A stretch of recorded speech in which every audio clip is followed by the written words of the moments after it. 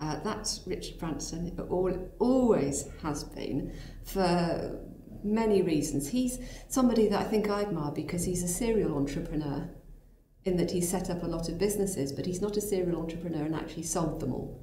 So he's managed to keep himself interested and excited and doing new things while putting together this Virgin group. And I think the other thing that I really like about the way that Richard Branson works is that he promotes people internally, and he has yes, of course, I'm sure that there are things that go wrong within the Virgin Group. However, compared to a lot of other businesses, he seems to have been able to keep this kind of family feeling within his businesses, promoting from internally, not from externally.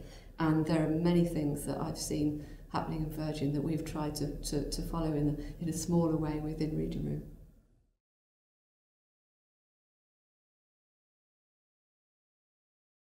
I think I was motivated to become an entrepreneur from all through my life, as my father had his own business, and I used to go to work with him Saturdays and Sundays. And while it was obviously very difficult and very hard work, there was also this sense of being in control, of being the boss, of having control of your own destiny. So I learned two things. One, the fun side of it, but equally I understood very, very early that if you were actually going to succeed as an entrepreneur, that there was nothing going to do away with extremely long hours and very, very hard work.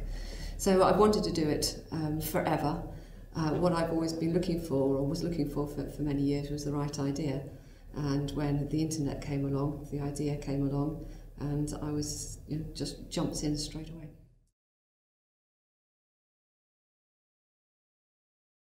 What I didn't realise, I think, when I started Reading Room was, and I think it isn't explained to you, is just how much of a physical challenge running your own business is.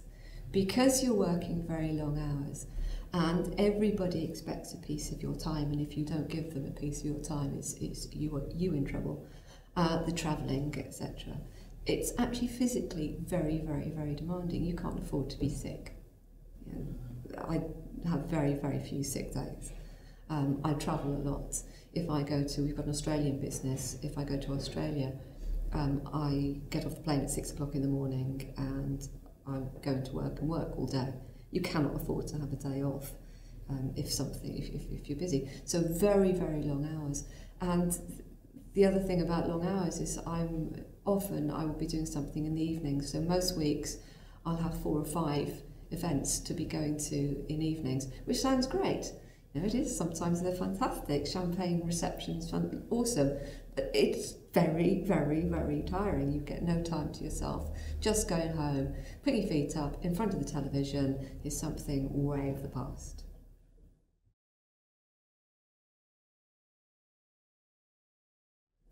I think it was not recognising strongly enough that as the company grows, between 100 and 150 people is a very, very big shift in terms of how you actually manage a business.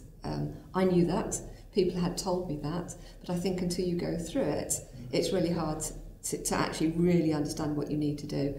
I've since got a business mentor, or I got a business mentor around about the time that we were going through that shift. That probably should have happened a little bit earlier. Because you need people, you need advice from people who've actually done it themselves. My business mentor is a person called Ken James, who's just been given an OBE. So I'm very, very, very proud of him. But he's fantastic. He's grown businesses himself. He's very, very down to earth. And he's now a business mentor for some of the other directors and basically for the whole of Reading Room.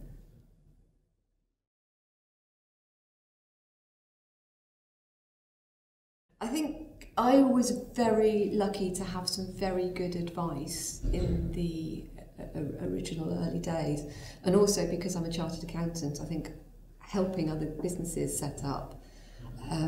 My biggest piece of advice for somebody else, if I could turn it around slightly, is that cash is king, and people, you hear that, but if you're setting up your own business, it is so critical to keep your eye on the cash. And I mean, Reading Room did it, or I did it within Reading Room, to the extent that for the first 3 years, and please would all accountants switch off at this point, for the first 3 years I didn't produce a profit and loss account. I didn't know how much our profit was, and quite frankly I didn't care, because if you're cash positive, and believe me I knew to the penny how much we had in the bank, if you're cash positive, and if you're cash positive enough, then per se you are profitable.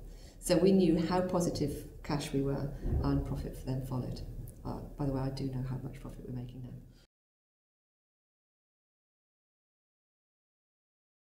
Yes, it definitely has. You can feel the winds of recession blowing across all businesses. I'd be surprised if anyone said they hadn't been affected in any way.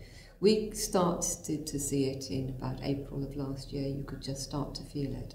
And what it's done is it's made organisations who are looking to purchase delay purchases a little while, think longer and harder about purchases, and more carefully about purchases before actually going ahead with them. However, the other thing that I think we're seeing very clearly is that digital is very, very, very cost effective compared to any other form of communication. And when I talk about communication, I'm not just talking about communication to people who purchase your product, but also internal communication, communication to stakeholders. The digital is the best way of communicating, and I think people are starting to, therefore, as well as people delaying decisions, people are starting to actually actively go towards digital. And I think it's speeding up a process that was already happening between external marketing on offline and marketing online. So the process is actually speeding up. So I would say by the end of 2009, the impact on our business is probably going to be positive.